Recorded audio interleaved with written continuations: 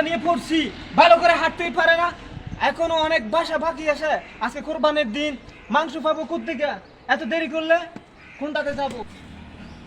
ও বাবা, কালা, খালা গো, ও কালা, আসেননি বাসা? খালা কেউ আসেননি? কালা, ও কালা, কালা আসেননি বাসায়? বাবা গোস্ত জন্য আসলাম কিছু অল্প বাবা, কালা, গরিব মানুষ, আমরা ঈদের দিন আসছি, কোরবানির ঈদের দিন, গরিব মানুষ, কিছু দিবেন নি বাবা? গোস্তের জন্য চলে আসছি। ও বাবা কেউ কালা আসেননি গো, বাবা? ও কালা, কালা, দরজা খুলেন না বাসার। ওকে,